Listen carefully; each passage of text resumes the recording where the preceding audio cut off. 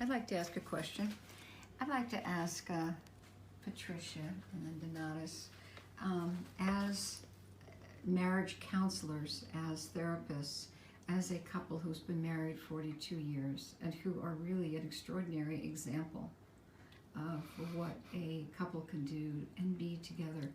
What do you do when you hit the wall with a challenge? When something comes up and gets, or what did you do in the past? Maybe you've sort of gotten over it, I'm not sure. But, you know, what has worked for you when you come into conflict, you know, with each other? Well, some space always, or silence always helps. I'm sorry, I couldn't hear you. Some space or silence. I can either walk into another room, or I can sit and be quiet, but silence always helps. So you break the negative connection. Yes. Uh-huh. And until I can possibly think of something other than a negative, angry response, I will stay silent. And then when I'm feeling that negativity go from my body, I will then start to respond. One of the things that Patricia has taught me when we started a relationship, you know, Patricia had 3 children from a previous relationship, and then we had a child together. Most people would not have given us a chance of succeeding in a relationship. And one of the things I learned from you, Patricia, and one of the principles of attitudinal healing, as it turns out, is forgiveness is the key to happiness. And there was a phrase that helped us again and again and again, which was, I'm sorry, can we start again? And we got better and better and better and better than that. And the kids, they learnt it too, and it started to become part of our culture. I'll give you an example of that. We used to run lectures for about 200 people every Thursday night, and then we would run an attitudinal healing group after that. And so we had 4 children at home, and we would have to do their homework, give them dinner, get, in those days, overhead projectors loaded into the back of the car, and 2 of our children, usually 2 of the younger ones, take them with us, and up we would go for about a 15-minute drive to where we were presenting this session. And often by the time we went through homework and dinner and loading the car, we were hurried and harried and quite stressed and biting at each other. Ready to kill each other. And so we would often think, how are we going to talk to people about love and forgiveness when I'm feeling quite the opposite? So often, as we were driving up the street, I would put my hand on Donatus's knee and say, can we start again? And take some deep breaths. Stop. Because what you said is so important in working with couples. To stop and start anew. Yes. And Jerry, we also have a restart button. We say, can we please restart the day? Exactly. Yeah. This day has gone to such crap, we really need to Can we start it over again? Can we start again? Right. Yeah. Do you know, as you're talking, these principles of attitudinal healing that you spoke about, and Jerry, when you said we don't use words, we made a pact not to use words to hurt each other. As weapons. Yes, we notice that in working with couples, the first thing we do is exactly that thing. Could you tell each other what you love and appreciate about each other?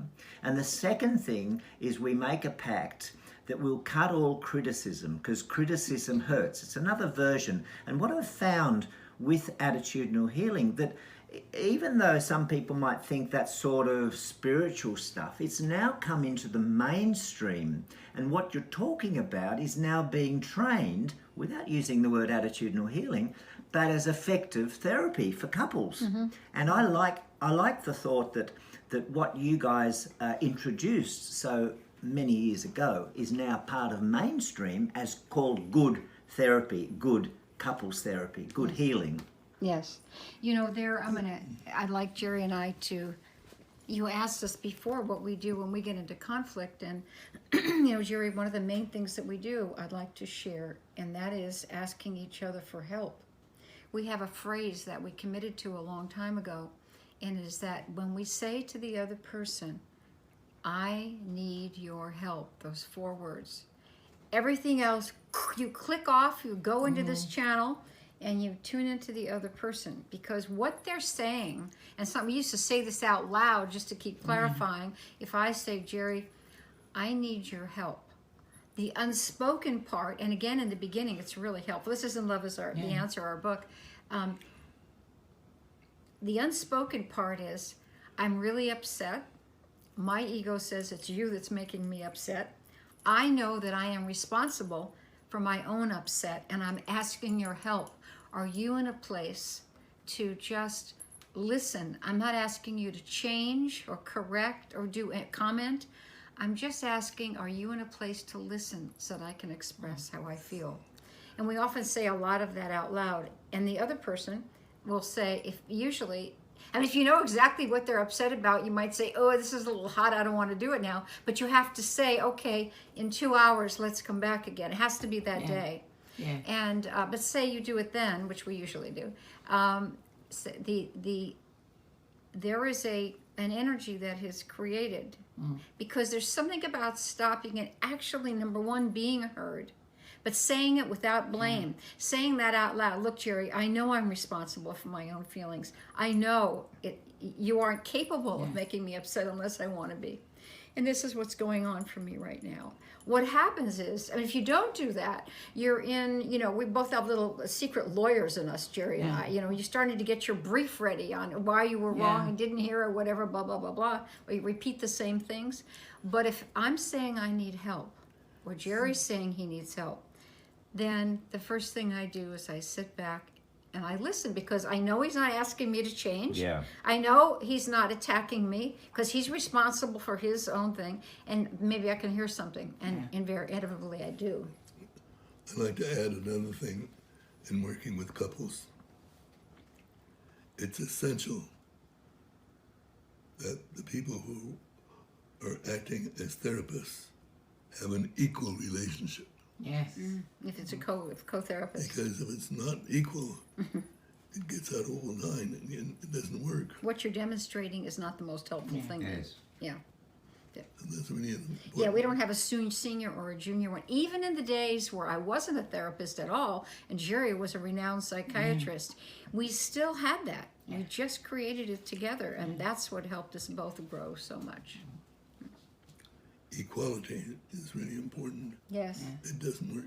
The other thing is Diane and I find that the reason we're there is not only to be helpful to other people, but to be helpful to ourselves. To heal ourselves. We're there for therapy for our own. You teach what you want to learn. You teach what you want to learn. Right, I think that's an essential way. That's really important. Yeah.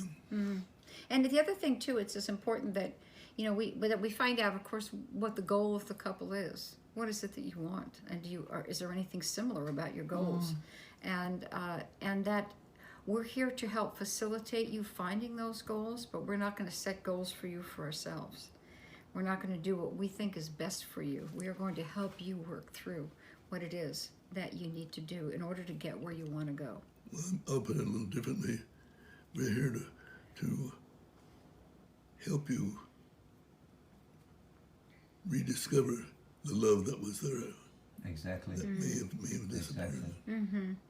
And the honesty, hopefully, and integrity within the relationship. So the most important thing that we do together, and that we try to facilitate with others, individually or collectively, is to create a safe environment. Yes. Because people are only dishonest when they're fearful.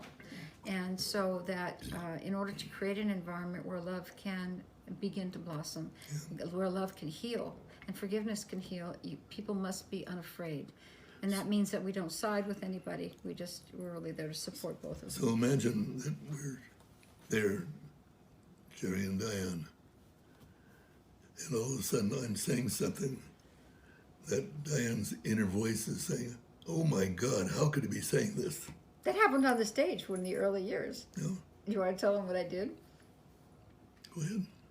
When we were like our 4th or 5th lecture, and Jerry is so open, he's talking about some really personal thing, and I'm sitting there smiling at the audience and thinking, I can't believe he's telling them that. Oh my God, my mind goes into critical. And then I stopped and I went, oh my God, because we don't have a script. Oh my God, if I stay here, I'm never going to be able to tune into what I need to think, say, and do. So what do? And in my mind, we have a picture of this in our book. In my mind, I quickly write out on a piece of paper all the criticism I have of Jerry, boom, boom, boom, boom. And then I take the piece of paper and I tear it up in tear up my script for Jerry, and I put it in the garbage pail. And at that point, he just kind of turned to me, and then we went on. But that's what we do. We tear up our script for each other. And that's how it started. By sheer terror on the stage.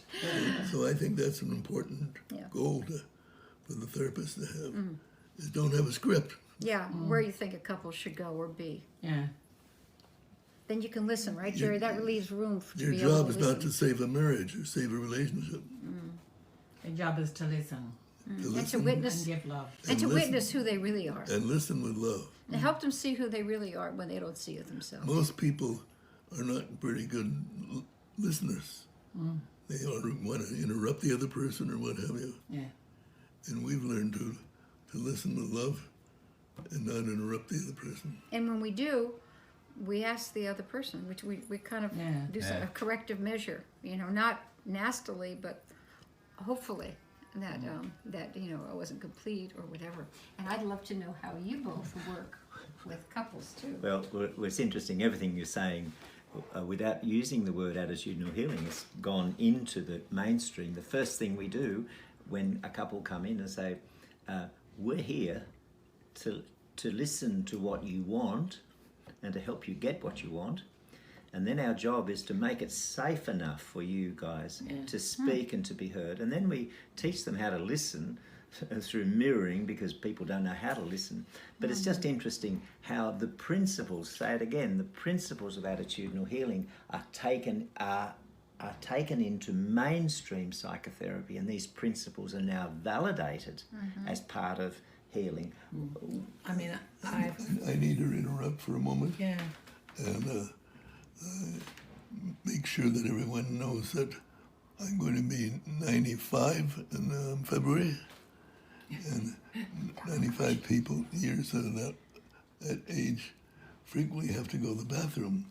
And I have to go to the bathroom right now. this is the time. I think This is the end of part 1. I think Thank it's you. a good time.